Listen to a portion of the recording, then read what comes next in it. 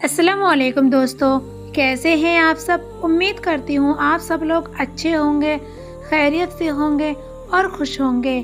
میری اللہ تعالیٰ سے دعا ہے کہ اللہ آپ سب کو ہمیشہ خوش رکھے اور بہت بہت کامیاب کرے، آمین ثم آمین۔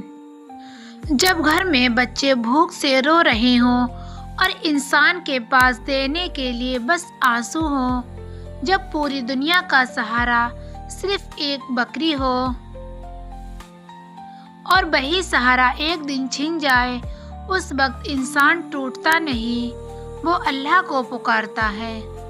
آج کی یہ کہانی ایسے ہی ایک یقین کی ہے جہاں ایک پتھر بھی اللہ کے حکم سے دودھ دینے لگا۔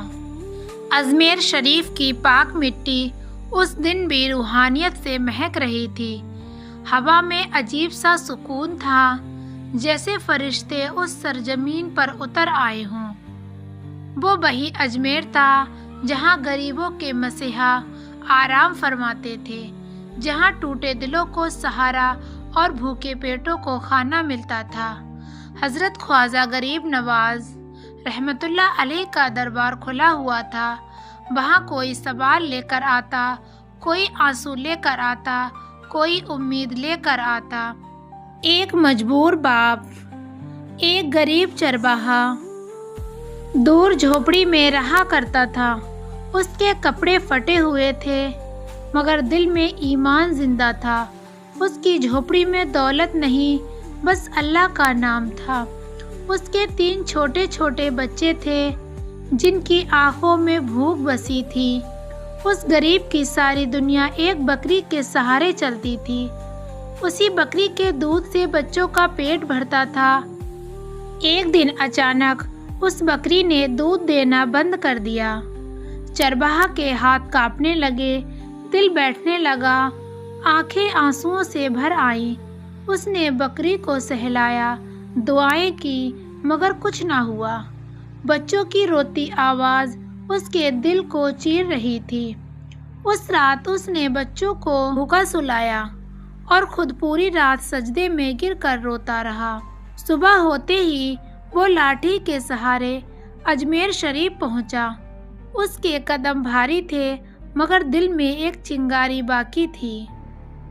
جیسے ہی اس نے دربار دیکھا، آنکھوں سے آنسو بہنے لگے۔ وہ زمین پر گر پڑا۔ خواجہ غریب نواز نے اسے اٹھایا، سینے سے لگایا اور فرمایا، میرے بچے، اللہ اپنے بندوں کو کبھی بھی بھوکا نہیں سلاتا۔ چرواہا پھوٹ پھوٹ کر رو پڑا۔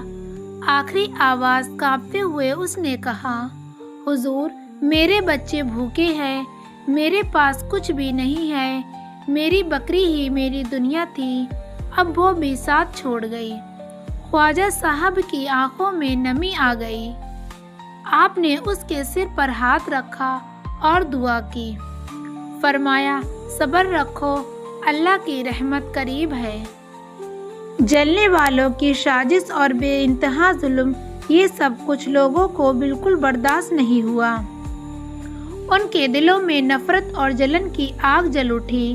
رات کے اندھیرے میں انہوں نے اس غریب کی بکری چرا لی اور اس کی جگہ ایک بھاری پتھر رکھ دیا۔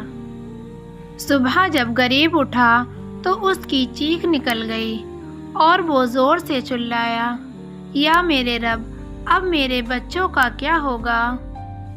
لوگ ہنستے رہے، اس کا مذاق اڑاتے رہے، پر وہ سجدے میں گر گیا اور اللہ سے دعائیں کرنے لگا۔ اور وہ اللہ سے دعائیں کرنے کے بعد خواجہ صاحب کے پاس پہنچا۔ اس کی آنکھوں میں آنسو نہیں، بس یقین تھا۔ اس نے کہا، حضور، میں نے سب کچھ آپ کے حوالے کر دیا۔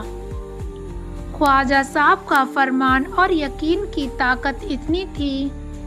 خواجہ غریب نواز نے پتھر کو دیکھا، پھر غریب کی آنکھوں میں جھانکے، فرمایا، اگر دل سچا ہو تو پتھر بھی زندہ ہو جاتا ہے۔ آپ نے فرمایا، اس پتھر کو بکری سمجھ کر گھر لے جاؤ۔ غریب کا دل کانپ اٹھا مگر اس نے سوال نہیں کیا۔ وہ پتھر اٹھا کر گھر کی طرف چل پڑا۔ گھر پہنچ کر اس نے بچوں کے سامنے برتن رکھا۔ برتن بھر گیا، گھر نور سے بھر گیا۔ بچے اللہ اکبر کہتے ہوئے رو پڑے۔ پورا اجمیر یہ منظر دیکھ کر سن رہ گیا۔ جو ہنس رہے تھے وہی سجدے میں گر پڑے۔ دشمنوں کی آنکھیں شرم سے جھک گئیں۔ ہر کوئی کہنے لگا، یا اللہ، تو واقعی بہت مہربان ہے۔ اللہ کے ولی کی کرامت تو بہت ہے۔ خواجہ غریب نواز کی شان چاروں طرف پھیل گئی۔ آج بھی اجمیر میں بے نور برستا ہے اور سب کہتے ہیں واقعی اللہ کے ولی کی کرامت ہے۔ دوستو، یہ کہانی ہمیں سکھاتی ہے کہ اللہ کبھی اپنے بندوں کو نہیں چھوڑتا۔ سچا یقین پتھروں کو بھی زندہ کر دیتا ہے۔ جو خواجہ غریب نواز کے در پر جڑ گیا اس کی جھولی کبھی خالی نہیں رہی۔ آج بھی جو ٹوٹا ہوا دل اجمیر جاتا ہے وہ سکون لے کر ہی لوٹتا ہے، کیونکہ وہاں پر اللہ کے ولی کی برکت ہے۔ اگر آپ کو ہماری یہ ویڈیو پسند آئی ہو تو ویڈیو کو لائک کریں اور چینل کو سبسکرائب کرنا نہ بھولیں۔